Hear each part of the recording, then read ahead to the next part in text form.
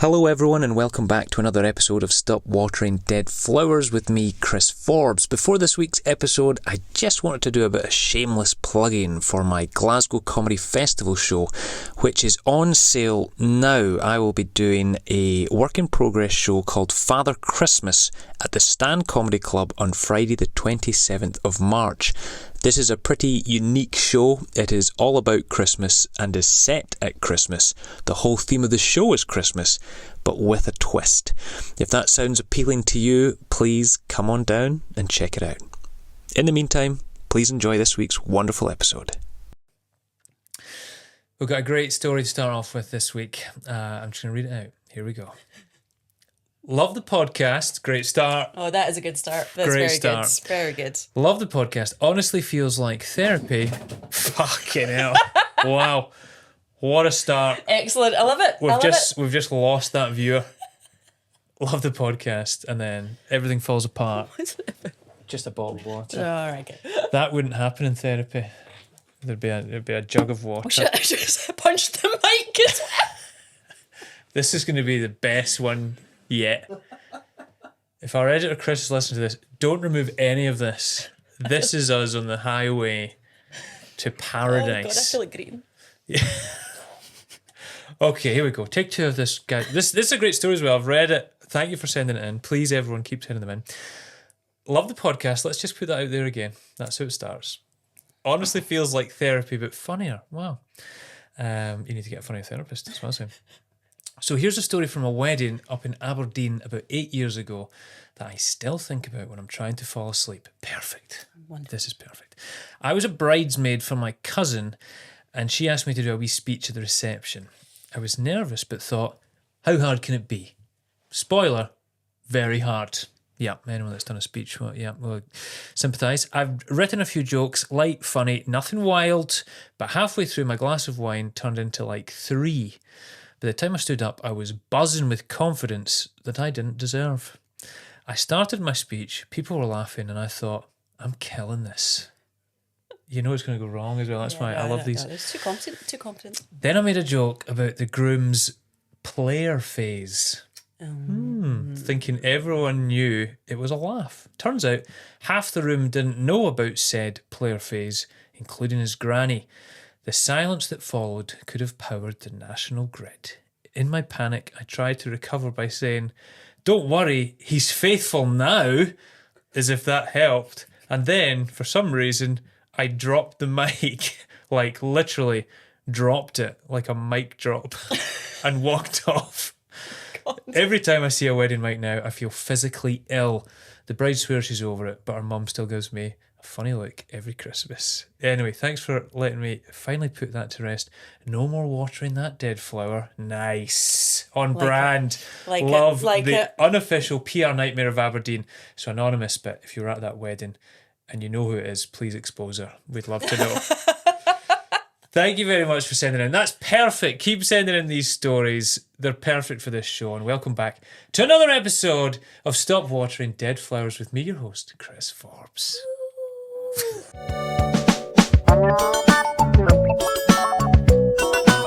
Stop watering dead flowers. Yes! I'm delighted to say that this week's guest is the wonderful Louise Stewart. Where to start, Louise? I don't know.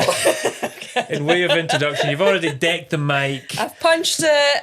Although I've got an iron brew, it's looking up. In a professional capacity, we could say you are an actress you've been in everything. You're one of these people I feel like pops up in everything. Yeah. Certainly, all Scottish things, people, maybe, I don't know if people, do you think people will say, oh, I've seen you in Burniston? Because you were in loads of Burniston. Well, I think people are confused by hair colour. Oh, yes. So, because I changed my hair colour quite a lot, they get confused.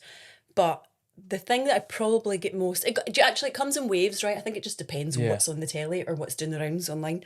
But most people will say, still game. Is that right? And it's because I wanked off a Hoover. That's right. That's why. Just in case you didn't hear that, or you've never seen the show, she wanked off a Hoover. I wanked off a Hoover. Actually, that's quite a good... Show title? Well, yeah. For a No, fringe but show. quite a good sort of thing actually that I sort of think about it. No, Yeah. that makes it sound really dodgy as if I like thinking about it. Yeah, you just but the relive day that moment. itself was a bit odd. You and It Henry. was a bit odd. No, but yeah, there's a mixture of things. I sort of try. You were in Scott Squad and all that as well. Yeah, Scott You Squad. did obviously still get Burniston, but then most recently, well, in terms of it being out now, you pop up in I Swear as well. I do. But you've done things like Good Omens, like big production things. You've done the whole gambit of shows. Yeah. And you write as well. We were just talking yeah. about how you write and stuff. So I try and get into try and ruin shows, Scottish shows, like shows that way as well. Social media as well. I mean, sometimes people might in this day and age be like, "Oh, I recognise you from social media." You put up the odd funny clip, don't you? Funny. So there are clips that are made when I'm bored. It's really hard, isn't it? I don't know. It's kind of that way where you find that I think because of your age, you're sort of like I missed the boat in a sense. But then there's people that people have climbed on that boat. You know what I mean? I'm holding on to the but back of it. I don't know. I don't know. Dragged through the turf. My boat is not on water. Just like that bit in Titanic. Titanic. It's hard, but I feel like you're someone that's good at. You've got a lot of fingers and a lot of pies. Yeah. I think you kind of have to as well nowadays. Got to diversify. Why else am I doing this podcast? Hey! I love doing it. Thanks for listening. Can I ask you this just before we move on to the actual format of the show? When you were in Still Game, did you have a character name that was an actual name, or was it somewhat implied? No, there was a name. You had a name. Her name was Kaylee. See, I think. Yeah. That's the difference. I'm pretty sure it was Kaylee. Because I feel like I really try and bond with all the people that have been in this scenario, but I feel like I'm maybe near the top of like a record holder list of people that have just got the most dodgy character names in IMDb, where you don't actually have a character name, but you've got a few. Of mine are, I've got Man Under Boulder, and that was they stuck that in a bit of paper on the trailer as well. Man Under Boulder. What was that? Mountain goats. Right. Yeah. Or just a guy stuck under a rock. Nice. But they specified it was a boulder. bit of a meteor roll, actually. Thank you. No rocks for me. Urinal Man. Nice. In a short film, I was Urinal Man. These are like really shit superheroes. Yeah. My short, brief, but very enjoyable thing to do in Still Game, my character name was just called Dogging Man. I've got loads of these. I think I've got 6 or 7 of just outrageous, horrible titles. It's not as bad as one day on Burniston, there was a sketch and I could hear the second AD, organising like supporting artists. Right. And I could hear her up at the back of the bus and she was like, honestly, just use the ugliest, most disgusting guy that you've got in your books. Just send him, honestly. Just like I don't care like if he's got any teeth, just like the most ugliest, disgusting guy. And then on the call sheet the other day it was like disgusting man. And he just looked like a guy. I was like, that poor guy. I've often thought about that in acting terms, because sometimes, especially with kids, like films, or if it's like a film about kids at school, and then they've clearly cast someone that's like, unfortunately the ugly kid or the less popular kid. Yeah. That surely if you didn't get that part, it's kind of a win. I didn't get the role, but it was to play ugly child number 2 or something. But it's sort of like the thing my mum says when I used to not get things. She'd be like, "You're too good looking, Louise. You're too good looking for that part." That's good though, isn't it? You know it? what I mean? That's You're like, "Thanks, mum, you're talking shite, but like, thanks." It's a supportive mum. You're too good looking. Shout out to your mum. That's why I don't have a boyfriend. Too good looking. I don't know if we're allowed to laugh at that or that's... Yeah. No. Yes. It's okay. Well, that's wonderful. How are you, as someone that has worked across a whole plethora of platforms, how are you as a person that deals with the types of things we're going to be speaking about today? Do you hold on to these horrible little brainworms and they haunt you, or are you someone that's quite good at letting go of them? I'm really good at letting go. Are you? And I'm really good at it to the point where I had to ask my family group chat. I was like, Like, is what have there I done? any horrible, embarrassing stories? Like, is there They're all something? like, yes. Well, actually, what my sister says, I was like, is there anything that makes you cringe? And my sister just texts back, all of your exes. It's like, fair enough. But I struggled. I've got a list. Yeah. I had to make a list on my phone because I just instantly forget things. You got to do it. Like, I think I've just been quite good at training myself to let it go as well, because... What would you, I mean, because we love to hear people's stories, but we are curious. It seems to be right down the middle, people that are just riddled with these things and full of anxiety, or people that have been like, no, I struggled to come up with them, I'm good at letting go. But I want to know how those people do that. Do you have any particular techniques, or it just happens naturally because you've, as you say, trained? I don't think it's always been like that. Yeah. So, I mean, I remember as a kid, as a teenager, right into my sort of like early 20s, probably up until we were at like college, actually. I meant to say that at the start, outside of the professional stuff, we actually know each other from Langside College. Many. Shout out to Langside College. Acting and performance course. Couple of success stories right here. Man under boulder. Wanking off hoovers. Come on! They teach the best. The conservatoire. Give me a break. Yeah, fuck them. It's yeah, I don't know, when was that? What? I was 15? there. No. I was there 90.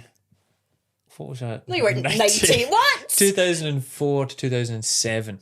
And I think you were 2 years below. No, I'd be a year in below. So it'd be 2005 to 2008 I would have been there. Yeah. Great so years. you're in the year above us. Yeah, so I think probably up until that point, because you kind of have to do a bunch of stupid stuff at college. And then obviously as you audition and do other shit, just generally, shit jobs. Yeah. You kind of just get used to being humiliated to the point that it doesn't really matter anymore.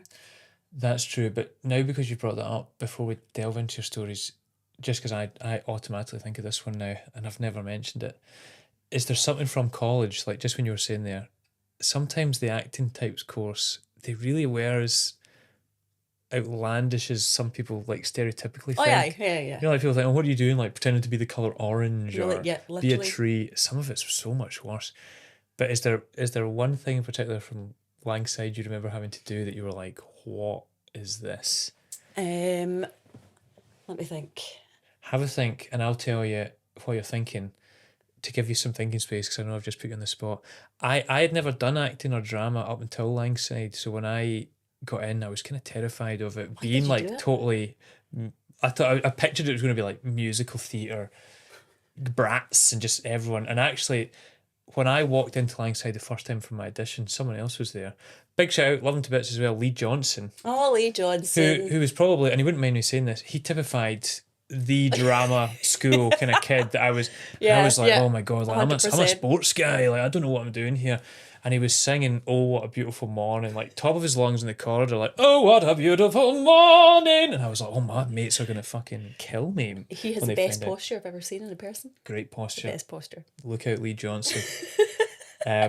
And I never thought I'd get comfortable doing that stuff. We had Jane, who was the movement teacher. That's right. You have to study movement. I bumped into her recently, actually. Yeah, she's great. Exactly the same. First class in movement. She's just telling everyone, just come across the floor. Just move across the floor in different ways and shapes. And I'm like, oh, my She used to give me relationship advice and... Just come across the floor. Yeah, but she'd be in a handstand while doing it. Do you know what I mean? I'm looking at her upside down. She had so much energy. Yeah, she was brilliant. But it was kind of... Because there was a musical theatre course, wasn't there? Yeah, separate to that. They kind of come together for shows. But the one thing, we did a play called Marat Sade, about the Marquis de Sade. And it was overtly sexual. Hey, I'll have you know I had a wee part in that show. Clearly, it was that important. You don't even fucking remember I was there, Chris. Woman behind rostra. Well, I think I don't remember anything other than this one thing. I think it scarred me for life, where Inga Stewart, who was in our year, I was playing the Marquis de Sade, and she had to, the director, well, I mean, it's not like, it's not like it was an awful thing, but DLM, David Lee Michael, he had this idea that she would be dipping her hair in a bucket of blood. Yep. And whipping me with her hair. With what it's so theatre, isn't it? And while she was whipping me, I was getting off on it, and I had to reach orgasm. Not hard for you, I suppose. I imagine that's something you're into. I just really, I mean, I really struggled. I've got a problem. It was such an odd thing to do in an environment if you're not used to just really having no inhibitions. And he was like, "I'll tell you what we'll do. We'll get Lorna, who was the voice coach. She said she'll come down and she'll sit with you." And then she was making me do this thing where we sat cross-legged across from each other, holding hands. And she said, think of it as like a clock. And she was like, because that's how long he wanted this orgasm to build up to. He was like, so we'll start from like 12, and then as it goes to 1, 2, 3, and it was like having to do something like From Harry Met Sally, but it was supposed to be really serious, where I had to keep building up. But she's whipping me with it, and she just had whiplash, just dipping her hair in this bucket of water as we rehearsed, whipping me with her hair in the back, as I had to keep kind of going, ah, ah, ah. And he was like, by the time it hits midnight, I want the people on level 3 to hear you. But really, and I'm like, what are we doing here? My God. I was like, oh, my mates that I play football with are just going to hope they never find out about this. Did they ever come and see you? Never. No.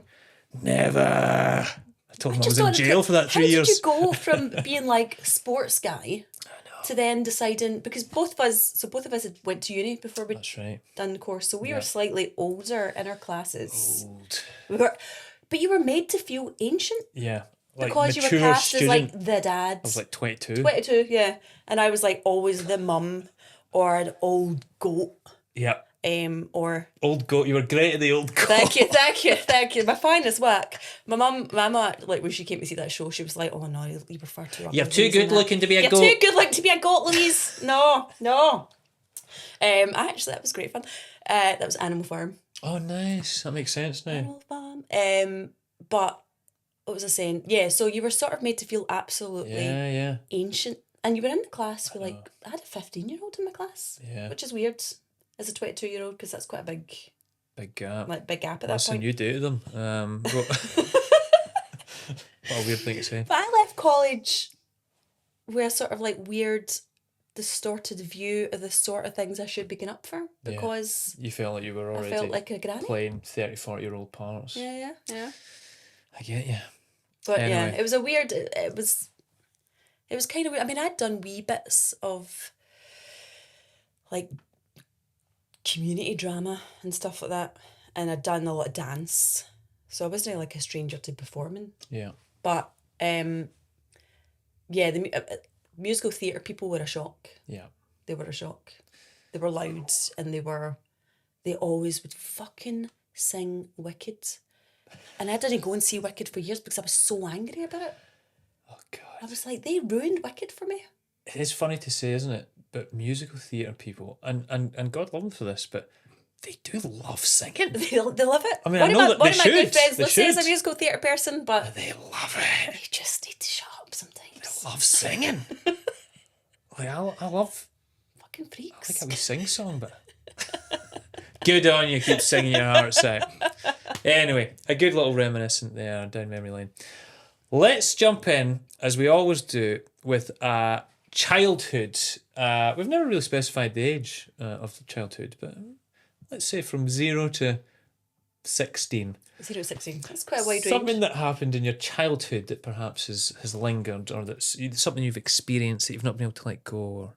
So, I think the first thing that came to my mind when I was thinking about like being a kid, and I was quite, like, even though I was sort of like active and danced and all that sort of business, I was quite like shy. Yeah. Didn't have a boyfriend up until I was like 19. It was the first time I had a boyfriend. Just like could not like speak to a guy. But there was one guy in the year above me at school, at secondary school, and his name was Jason Bojafla.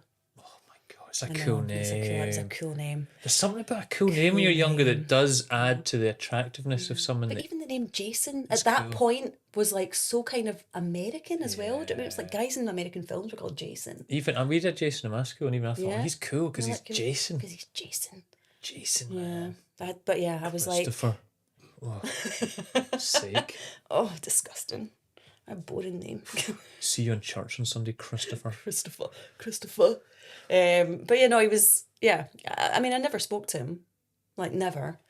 But there was one time where I think it must have been like maybe it was like 5th and 6th year or 4th and 5th year, and for some strange reason, so I went to a school in like North Glasgow, which is the most, you know, elegant or sophisticated schools. Listen, represent. Known to Glasgow, but they used to do this thing where they took classes to a ski slope.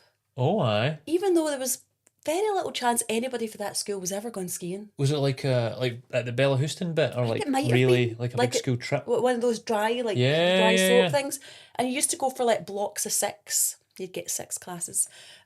Still, I've never been skiing. Right. Yeah. Served you well. Served me well. However, this is probably why actually. So he was there. And, you know, I was really excited. I was like, oh my God, we're getting to like go on the bus and we're going to meet. I was like, maybe I could talk to him and all that sort of stuff. It was never going to happen. Bet he was a good skier. Even if he'd never been before. He was a sporty guy, so he probably was actually. Jace. Nah. Even I like him. Big Jason. What a boy. He had beautiful brown eyes. Yeah. And also I was really into hip hop. Right. When I was a teenager. And he was like the only other person in the school that was into hip hop. And I was like, we are destined to be together. Jason. He's like the guy. Anyway, ski slope, and I'm really shit. As soon as I'm quite a active person, and I'm fit. But as soon as you give me some sort of like apparatus, you clip something onto me. I have to hold something. I'm like a disaster, like an absolute disaster. Like the idea of somebody making me go snowboarding where you have to clip me into something. Right. I actually get the thought would make me. I think I'd have a panic attack. Yeah. I would like genuinely be like. I don't know why I've thought of this as my analogy for picturing it, but like Emily Blunt on Edge of Tomorrow, like she's badass at fighting anyway, but then she gets into the big machine, but you'd only be good at the once you got in there. Yeah. Don't know if that helps anyone else. But then I'm quite good at computer games, so maybe I would be fine at that. Well, there you go. Do you know what I mean? Yeah. Anyway, so the slope, I'm up there, I'm shit at it, but I'm up the top of the slope, and you know, I'm with my I got pals. to tell you, for anyone that's not watching this, Louise just indicated how high she was there. I was high. She was up high. I was up super high, and I don't love heights. You know, and I'm in my skis, and pals are going, and I'm like, and I am a bit of a shite bag, like I am, and I was like, okay, we're going, we're skiing, we're down, it's fine, it's going fine. All of a sudden, boom, something, because I don't understand, like they've got holes in them, the dry slopes, which doesn't make sense to me. I don't understand it, because that's like a recipe for disaster. Yeah. Something gets caught in a hole, I start to stumble, I obviously deck it, I'm tumbling down the ski slope, boom, boom, boom, boom, boom. I finally sort of reached near the bottom. I'm on my front. I'm sliding across a dry slope. Oh.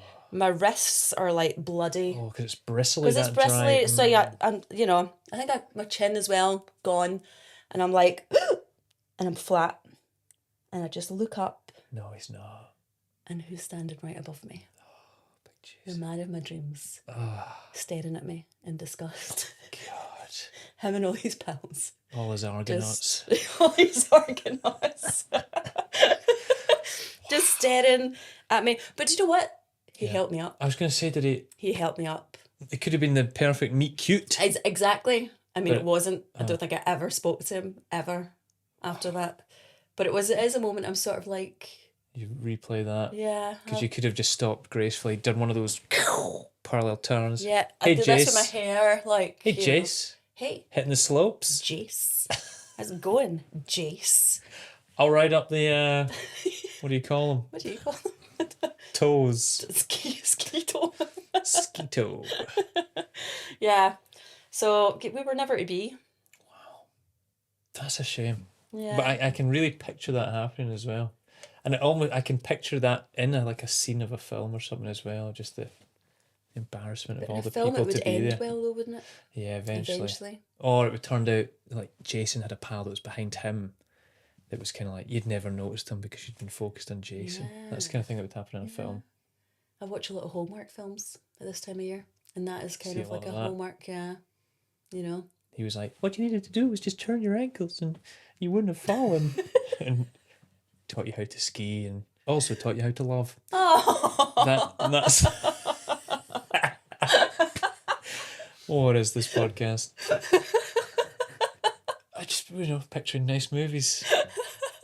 We're trying to find a happy ending. endings, yeah.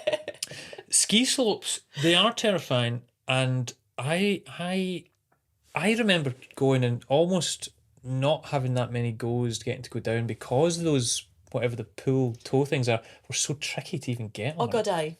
And just falling over every time I managed to go on a little bit. And I had one memory of that Bella Houston place where myself and a pal Kevin Smith did get to the top and we're going to go down, and we were like, let's have a race. And it was just a straight down slope, no jumps or anything involved. But I think both of us halfway down had the same realisation of, we don't know how to stop. We just thought, we just go down. And we didn't know how to do the kind of funny turn. And we were right next to each other, so there'd been no space. So we both just went flying into that big cushioned barrier at the end. Oh, yeah. That's how we stopped. Just bang. Like, wow. Draw. Is that not how you stopped? No. Yeah. I thought it was. Did you never spoke to Jason really ever again? Did No. you ever? Is he still someone that's in the periphery of your life? Did you ever find out what he did or what he became? No, I think he I don't know, moved abroad. I think course years he later, did. years later, my mum ran into him in a co-op. Wow. Right? He's so humble. I know. He could shop anywhere. Jason, Co-op, you're Waitrose, mate. But he actually asked my mum, "How's Louise?" And this was only about 5 or 6 years ago. And then my mum came home and told me that, and I still went, "Oh." Yeah. Do you know what I mean? I was like, "Oh my god." He was like, "How was she after that accident from the ski? Did she she ever all right? learn to walk? Did she ever recover? Was she ever the same?" That's a beauty. Oh my days. There's just so much scope for the embarrassments of high school age and attraction and fancying and being infatuated with people. You're not alone. I would say that 90% of the guests have come on and told a story about someone they liked that they probably never even spoke to. It's a heartbreaking time. It is. It's a weird time. You don't really know who you are. Your hormones are all over the joint. And I honestly would... I can't believe how red I used to go. And this is up until I was about 24. I'd hit a complete beamer in a matter of seconds. Brilliant. Sweating. Good. And it could be about anything stupid, anything at all. There was, again, most of my things are all guys. There used to be a guy I killed him. That's what keeps me up at night. No, there was a guy who I fancied, but he was he was a director, right? And I fancied him, and I was scared of him as well at the same time, which is a weird Steven Spielberg will do that combination. to a young actor. But it's a weird combination of stuff your body. It's just clearly chemicals. Your body does not know what to do. It's what is what, blah, blah, blah. And no, it's just it's that thing of somebody only has to look at you. Yeah, and it can and it completely and utterly unsettles you. Yeah. And throws you as a person. And that went on for a long time. And even when I just bump into him again, I'd be go red. Just go. And I actually would start to breathe funny and all that sort of business. And then years and years and years later, relatively recently, I bumped into him again, and it was it actually fundamentally kind of made me go, oh my God, I've grown. Because you didn't. Because I didn't have, it's still an attractive man. Yeah. But it was me as a person, I was kind of just a more... Yeah. Am I a grounded person? That sounds like I'm talking shite. I don't think that's true. But it was I think it's just more confidence in yourself, isn't it? I think it's a confidence thing. You know who you are more. Yeah. And for the first time, I was like, oh, I feel like I'm actually in charge a wee bit right now. Just do you know what I mean? Dingy them. Just punched him in the face. Get him away, mate. Who are you? But it is. It's just a weird thing of like constantly being embarrassed all the way through your teenage years. Yeah. And there's no really any particular reason to be like, Yeah. But are you just gonna help it? I feel like I still have that. Yeah. That's why I struggle. I think See, that's maybe where the letting go thing comes in, because you've learned that part. Yeah. And that's key. Yeah. I'm still always very worried about what every individual person might think of me, even if it's a fleeting moment. Like my wife was making fun of me because we've been picking up loads of stuff off Marketplace. More accurately, she finds loads of stuff on Marketplace and then I get sent to get it. But even in like, I'll come away from like a 10-second interaction from paying a guy 20 quid for a table and then being like, I wonder if he thought I was okay. Like as a person, like what did I say to him? And like replayed that over and over. He didn't. He thought you were a fan. That's my worry, You just have to accept it. I don't think he thought I just didn't appreciate the table enough. Or I think it's like once you realise, because everybody's a weirdo. And it's like... Not Jason. Listen, You're Jason. Perfect. No, Jason.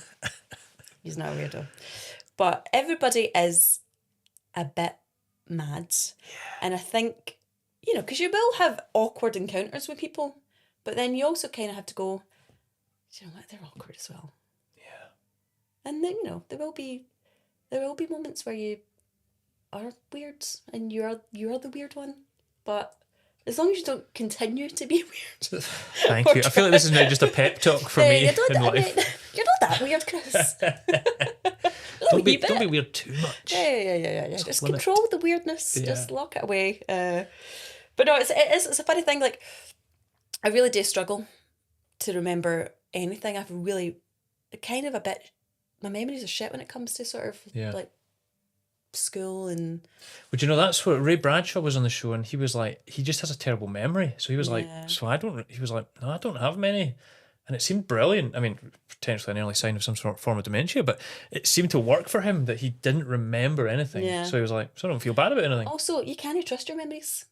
Because what you're remembering isn't actually what happened. Yeah. They're just a... Maybe I was whipping her with my Exactly. College. I did have long hair back then. You did have long hair. You had very long hair, didn't you? It was awful. I liked your long hair. But yeah, because like your memories are... You're effectively recalling a memory from a wee filing cabinet, but you're viewing it through the prism of what you are now. And then you're refiling that in with the added layer of how you feel. Then when you recall it again, it's, you know what I mean? There's no sort of pure memories. Listen, this podcast episode has become elite level here. We've gone up a level of intellectuality here. We're talking about real stuff here. Yeah, so we're talking about... This is good. Neuroscience. Oh my, this is great. I'm actually a qualified hypnotherapist. Did you know that? Are you? I'm actually, yeah. I don't know if you're just doing something to me now. That is, when did you do that? Oh, this year. That's great. Yeah. I don't really know why I did it, to be honest. And is it... but I love that can help a whole range of things. Yeah. When I think of you said the hypno, did you? Yeah. I associate a lot with people that are trying to give up addiction, especially. Do you get a lot of that still? Well, like obviously I did the course, but I just haven't done it. And I have like done it with people, but it's mostly been like anxiety and sort of just like low self-esteem and all that sort of business. But that is a thing. You can choose to do addiction or... Do you enjoy it? It's good. It's a really good thing. And the reason I did it was because I got it for fear of flying. And it made it... Oh, really? Yeah. I hate flying. I don't love it now, but I used to get on a flight and even from Glasgow to London, and I used to sob. I'd be sitting, like, in fact, one time from Glasgow to London, some guy next to me just had to like console me for an entire hour. Wow. And just like hold my hand because I was just sobbing, and it would happen every single time I went on a plane. And then my sister moved to Florida, so I was like, it's a big trip. I'm going to have to do something because I'd like to see it at some point. And I went and did 2 sessions with a guy. Wow. And then you were flying the plane? I didn't even need a plane. I just fly. Like, no, I was... I've not cried since, at least. I still get a bit anxious. I still get diazepam. I get prescribed that for flights. And see, that would worry me because if something was to go wrong, that's why I say I would be on I always take half the dose that I'm supposed to take because I say I don't want to be too out of it in case I have to work the door. Yeah. So that if anything, it makes me more anxious. I'm like, what if I fall asleep? That's the worst thing that could happen. I need to be alert and anxious. But you're ready to go. You've got to take down, you know. I've passed out twice on planes. Well, like it was sheer out of fear? panic. Really? Yeah. And one of them was a big flight to America as well, and I was just like, and so I just wasn't breathing properly, and then I started kind of flailing. America a couple loads, times, yeah. like even I can do it. I really don't enjoy it, and the embarrassment of one of the times I was going all the way over to Portland, but it was the second flight from Minneapolis. It was within the first hour, and I just started flailing at a guy because I could feel black spots coming, and passed out. And then someone was like coming up over the sea, and I could hear like commotion. But then when they had to like get the oxygen tank out, and I was sat there with a mask and an oxygen tank, and people just looking at me for the next like 4 hours, and I felt like a loser. The people that are like fine with flying think you are a loser. They really don't understand it, and you're like, no, yous are the ones that are mental. And I think they thought, oh, is he ill or something? And and then you could hear like the staff just having to be like, he just got a bit upset. It's pathetic. He just got a bit worked up. Oh my days. No, it's I'm not good, like, because I've had a couple of panic attacks in life, but actually one of the things I was thinking about was a panic attack that I had. And, as is this for one of your... Yeah. Brilliant. Yeah. What a segue. This is great. Next story. We're back on track. As an actor, you have to do, like, absolutely nonsense side jobs. Yeah. And I've done ridiculous stuff, like loads of, like, events and promo type stuff. Yeah. And we were... Who was it? It was me... Michelle Gallagher, my mate Ailey McCormick, we were working in Brayhead Escape. Yep. And we used to do a thing where we worked with kids, just like drawing or we'd dress up as characters. I've seen them doing stuff like that there. Yeah, we do that sort of thing. And then at Christmas time, you had to dress up as characters. And one of them was a big... So one of them was a snowman, which had a face... right? Like cut out, so it was fine. You were just in a big, ridiculous foam snowman like, with a face. And the other was a penguin, which was a completely covered you're enclosed thing. You're enclosed. Full mascot. Yeah. And it was my turn to be the penguin. What a sentence. So I waddled out, and I think Ailey had my wee fin. Well, not a fin. What's a penguin got? A wing. It's a wing, not a fin. She had my wing, and she was guiding me, because it's really difficult to see those things as well. And, the kids are, like, buzzing. Oh, this is a fucking penguin. Penguin, man. Like, cutting about. I'm picturing Emperor. And, you start dance and all that sort of business. Yes. But then, I was sort of surrounded by kids. And then, the weird thing about panic attacks is because sometimes they just happen for no logical reason whatsoever. It takes one physical sensation to then just start this weird chain reaction in your body. And because I was in this penguin suit, I just started to overheat. And then it was like... That was the thing. Just waved right up my body. And there's like wee kids hugging me. Oh. And I'm in the midst of a full-blown panic attack. And there's like kids trying to dance with me. People trying to take photographs with me. Man. And at one point, there's like my mate standing next to me. I can't remember if it was Michelle or Ailey. And I was just hitting them. Yeah. Because I couldn't just whip the head off. Aye. So I was just like hitting them, and I couldn't obviously speak as well because I was like, I'm a penguin. You're in it. Aye. You're a talented actor. I've trained for 3 years. I'm a penguin. And I'm hitting my pal with a wing like this. And there's like tears streaming down my eyes. And I'm just like, it was absolutely, utterly horrible. Yeah. I've never dressed up as a penguin since, no. But it was that way. It's like, oh boy. I think eventually my pal did sense something was wrong. The waddle was a bit off. Something was weird. And she was like, okay, we have to go now. Penguin's tired, or it's time to... Whatever penguins fucking do. I don't know what they do. To go and eat a fish. Here, a lot of these are like polar related stories. That's right. Skiing and... Skiing In and... fact, there's a ski slope in Brayhead. I think Escape. that's it, yeah. Could have gone Although down they're there as a changing that penguin. a go-karting place. In your belly. Apparently. Are they? Apparently so. I'd be into that. Sorry. Random. But yeah, eventually she sort of like grabbed me and sort of led me away, and I whipped off the hat, and I was like... Tears. Oh, man. But I was just like, this is not a dignified way to live. Dressed like a penguin crying. There's the penguin crying. Having a panic attack. Yeah. But it's the love of the art. Oh God, aye, no. Or the desperation of the art. That's tough. I'm delighted though that you were with pals as well that you knew, because that's good that there was a familiar, someone to talk you off the ledge a wee bit. It's good, Yeah. someone to be like, slow down, you're okay. It's not nice. It's amazing how often sometimes it's just someone being like, look, you're okay, you're safe. It's nice. Yeah. So I'm happy for you, but you know, that's a shame for the small children that you ruined their day. That's all I'll say. I ruined their That's Christmas, all I'll I'm say. sorry. The penguin, Mom.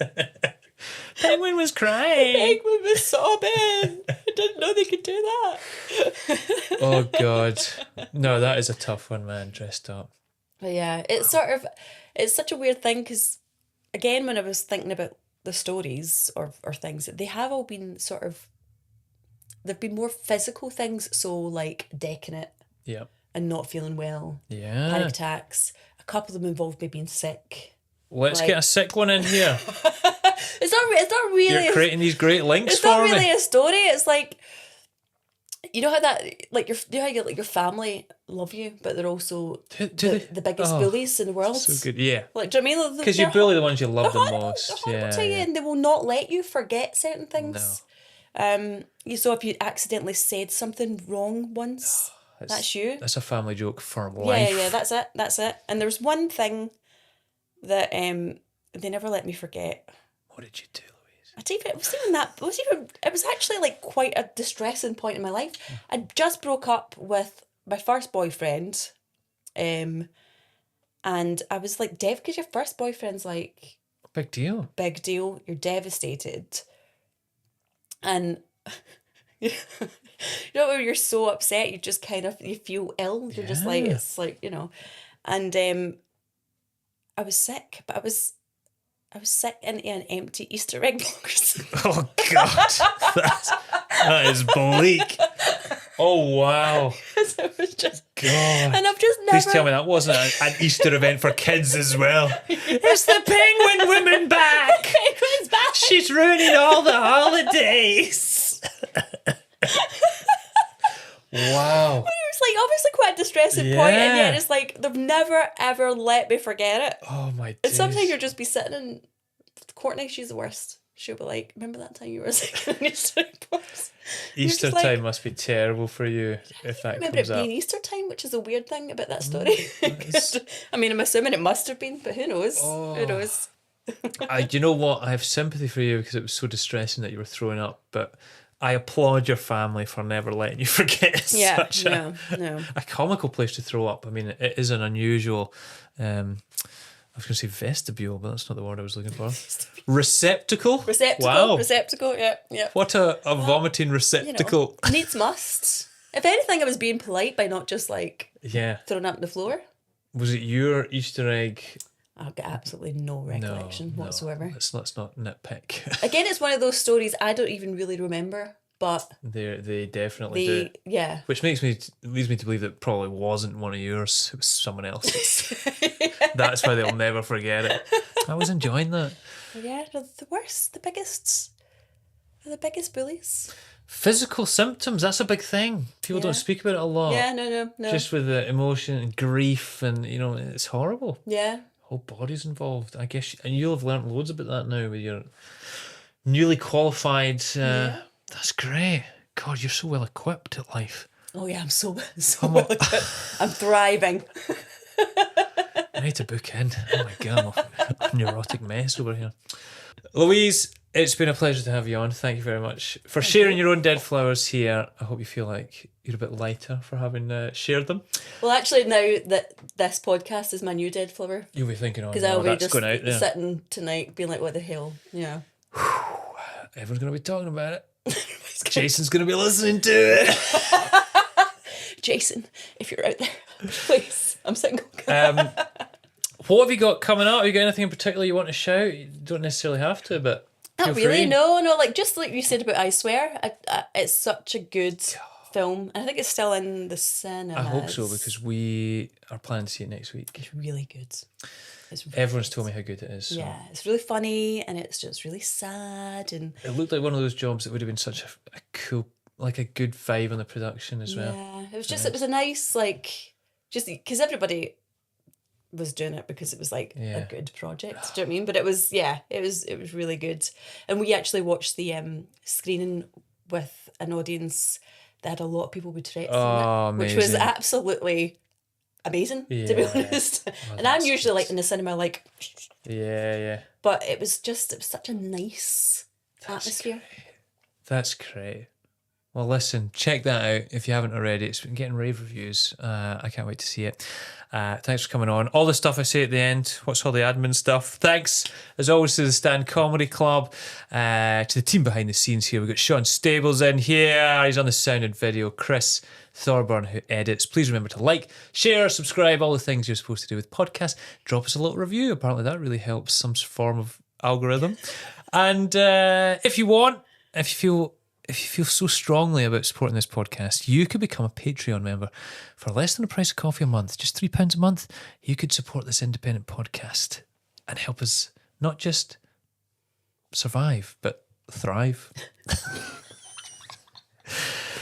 Thanks for tuning in, everybody. See you next week.